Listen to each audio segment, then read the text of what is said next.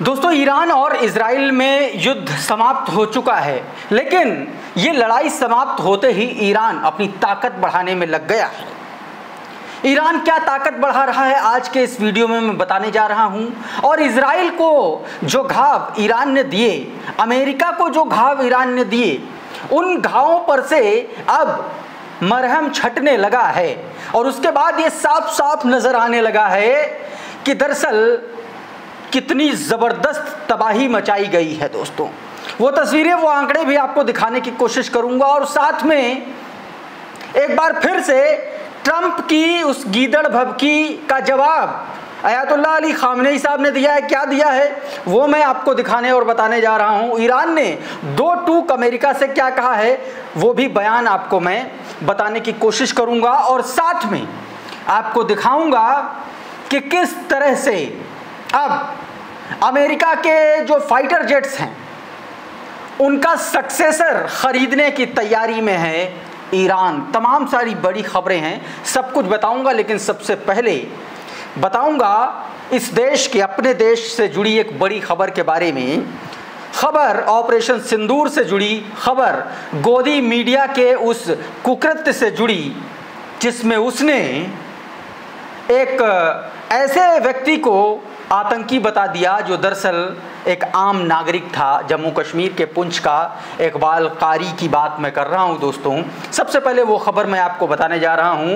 नमस्कार, मेरा नाम प्रशांत है और आप देखना शुरू कर चुके हैं द लाइव टीवी। सबसे पहले यह खबर आपकी स्क्रीन पर है, जरा इसको देखिए। ये जनसत्ता की खबर है और इस पर इस हेडलाइन को आप ध्यान से पढ़िए। इसमें लिखा है, चैनलों के खिलाफ FIR दर्ज करे पुलिस, पाकिस्तान की गोलाबारी में मारे गए टीचर को बताया था लश्कर का आतंकी। दोस्तों, आप सभी को पता है कि 22 अप्रैल को सीधे तौर पर हमले के बाद, पहलगाम हमले के बाद ऑपरेशन सिंदूर लॉन्च किया गया।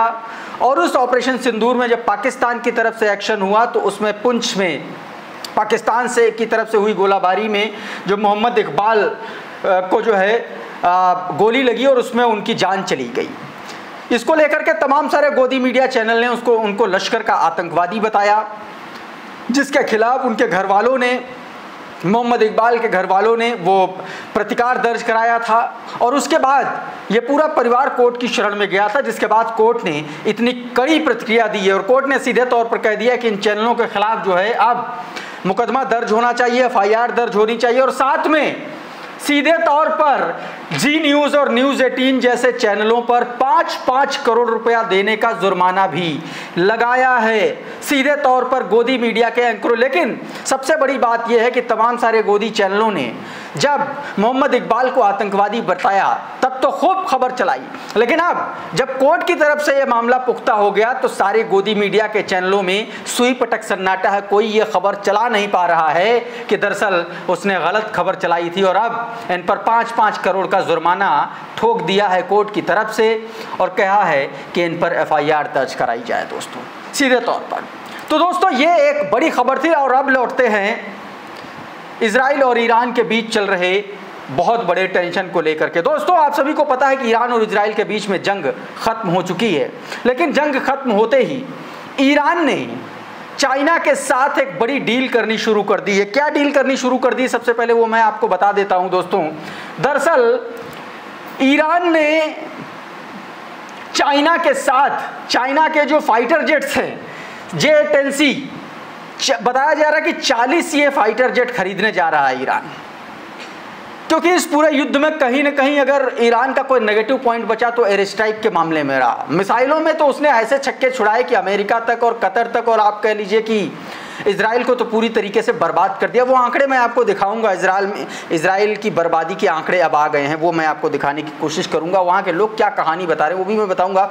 लेकिन खबर ये आ रही है कि अब इसमें जो है ईरान जो है वो अपनी तैयारी कर रहा है और ये कह रहा है कि भाई अब हम जो है चाइना से जो है अपना जखीरा बढ़ाएंगे। दावा किया जा रहा है कि 40 JC-10 जो एयरक्राफ्ट है वो खरीदने जा रहा है। दोस्तों, कुछ महीने पहले ही पाकिस्तान ने भी चाइना से यही एयरक्राफ्ट खरीदे हैं। दोस्तों, दूसरी तरह एक खबर ये भी है कि चाइना और ये खबर कोई ऐसी वैसी नहीं कि ये खबर आईडीएफ जो इजरायली डिफेंस फोर्सेस हैं उनकी खुफिया जानकारी में, खुफिया रिपोर्ट में ये खुलासा हुआ है कि ईरान अब आने वाले 1 साल में, यानी कि 2025 से 26 आते आते ईरान की जो मिसाइलों का जो जखीरा है वो 6000 तक बढ़ा देगा और 2027 तक ईरानी मिसाइलों की संख्या 7000 हो जाएगी और 2028 तक इन्हीं मिसाइलों की संख्या 10,000 हो जाने का अनुमान जो है आईडीएफ ने लगाया है।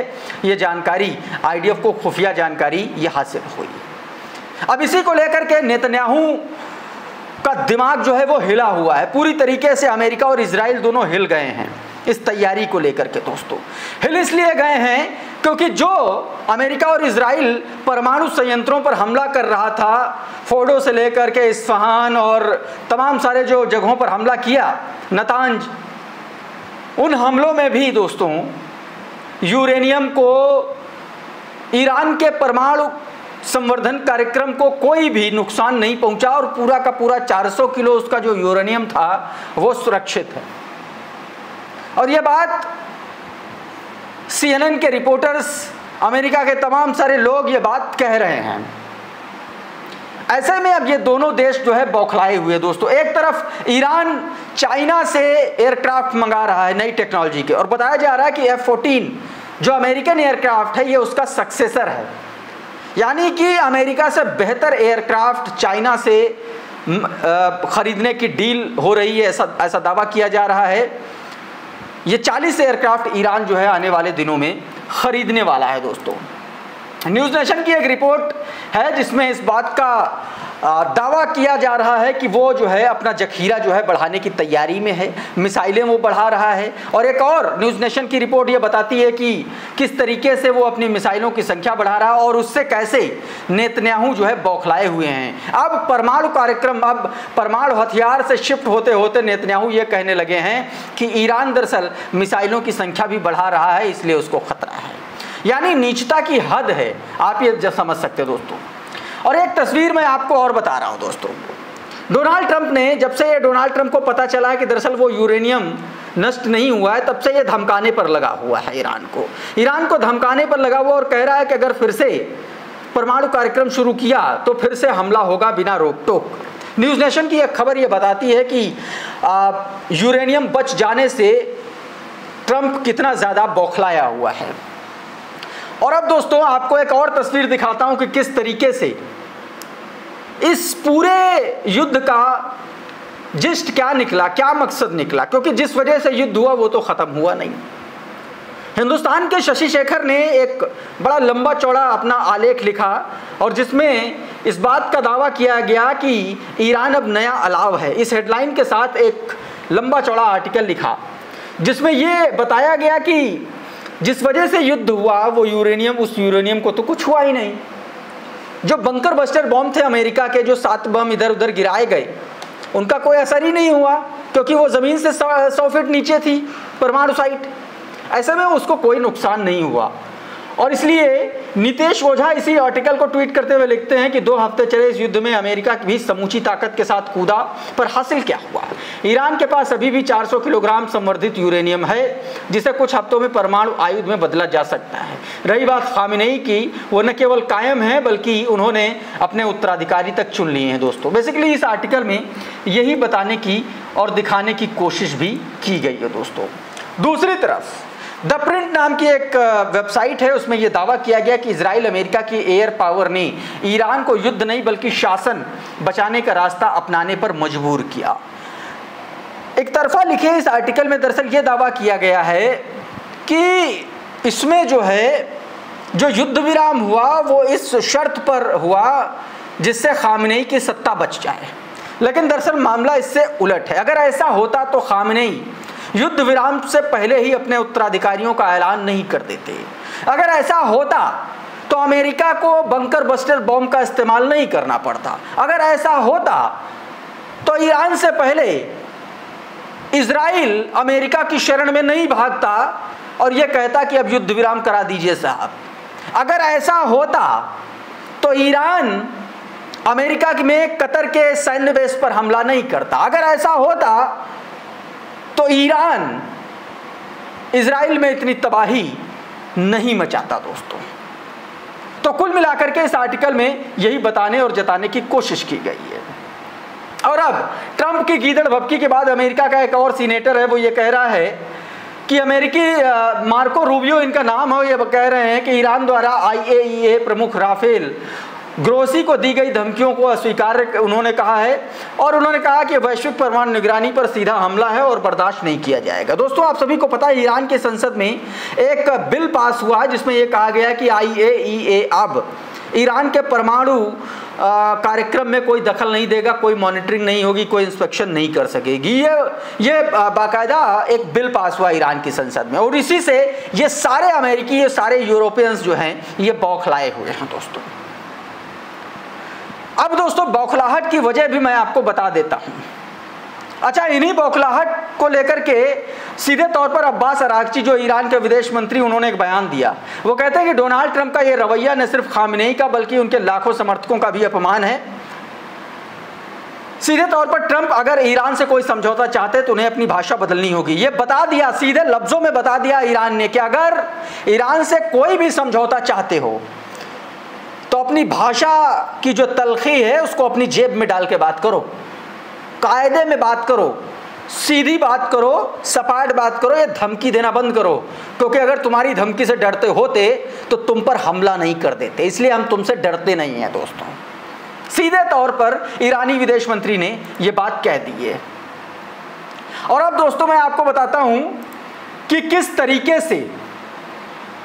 तरीके से इजराइल में भयंकर तबाही मची है।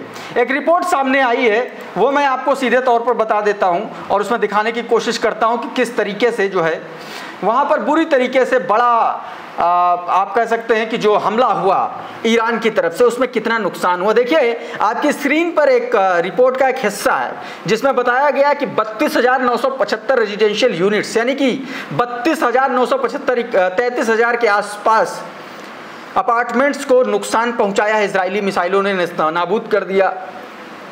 4,119 वाहनों को बर्बाद कर दिया ईरानी मिसाइलों ने इजराइल के, और 10,000 इजरायलियों ने ईरानी हमलों से डर करके अपने घरों को छोड़ दिया है, यह दावा किया गया दोस्तों। इसके अलावा बताया गया कि बहुत सारे लोग मारे गए हैं, बहुत सारे लोग मारे गए हैं, संख्या 29 बताई गई, लेकिन अभी भी इजराइल जो है अपनी संख्या मानने के लिए तैयार नहीं है। देखिए, ईरान और इजराइल में यही फर्क है दोस्तों।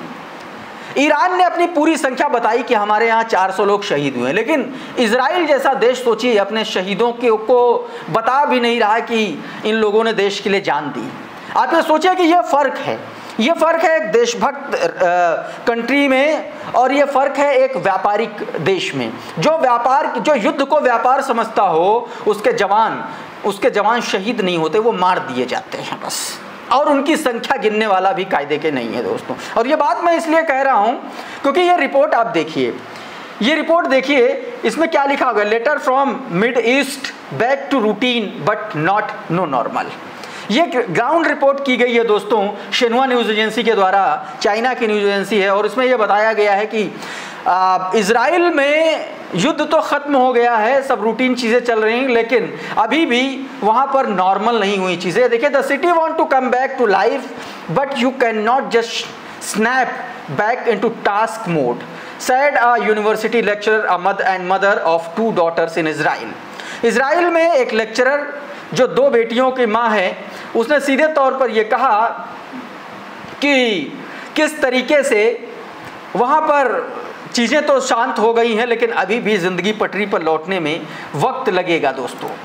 अब आप ये हेडलाइन पूरी पढ़िए, मैं इसमें सीधे तौर पर इसके बारे में बता देता हूँ कि लोग कहना क्या चाहते हैं। उनसे जब बात की गई, इस पूरे आर्टिकल का जो लब्बो लुआब है वो यही है कि लोग ऑफिस, स्कूल और बाजार जैसी गतिविधियों में आप वापस आ रहे हैं, लेकिन उनका मन और माहौल अभी भी तनावपूर्ण है। बमबारी और हमले और चेतावनी के बाद भी अभी लोगों के दिलों में जो है घबराहट है, बेचैनी है, उनके दिमाग में खौफ भरा हुआ है ईरान का। सीधे तौर पर यह बताया कि बहुत सारे तमाम लोगों ने अपने करीबियों को खोया है, और तमाम लोगों ने अपने घरों को खोया है। ऐसे में तमाम सारे लोग अभी नॉर्मल नहीं हो पाए हैं, और इसीलिए यही वजह है कि इन लोगों के रूटीन में लौटने में यही तमाम सारी चीज़ें बाधा बन रही हैं। इस आर्टिकल में यही बताया गया दोस्तों। दूसरी तरफ दोस्तों, भ्रष्टाचार के आरोपों से घिरा नेतन्याहू को बचाने के चक्कर में ट्रंप अभी भी लगा हुआ है। ट्रंप कह रहा है कि ठीक है, नेतन्याहू को जाने दो, उसे बहुत बड़ा काम उसे करना है, बहुत बड़ा काम। सीधे तौर पर यह कहा है कि एक तरीके से आप सभी जानते हैं कि नेतन्याहू जो है वो अमेरिका का पपेट है और इसीलिए ट्रंप हर कीमत पर उसे बचाना चाहता है, बावजूद उसके कि उस पर बहुत गंभीर आरोप जो है लगाए गए हैं। दोस्तों, इन तमाम सारी खबरों के बावजूद दोस्तों इजराइल बाज नहीं आ रहा है। गजा में वो लगातार कहर बरपा रहा है। दोस्तों, आज की बात है, 1 दर्जन फ़लस्तीनियों को उसके सिपाहियों ने, उसके लोगों ने मौत के घाट उतार दिया। ये देखिए, ये खबर है जिसमें सीधे तौर पर बताया गया है कि किस तरीके से ईरान में बंद लेकिन गजा में इजराइल का कहर जारी। एक ही दिन में मारे गए दर्जनों फ़लस्तीनी। दोस्तों, तो इस तरीके से तमाम सारी बड़ी खबरें हैं। दोस्तों, इस वीडियो में फ़िलहाल इतना ही। बहुत बहुत शुक्रिया, बहुत बहुत धन्यवाद। आप जुड़े रहिए द लाइव टीवी के साथ। नमस्कार।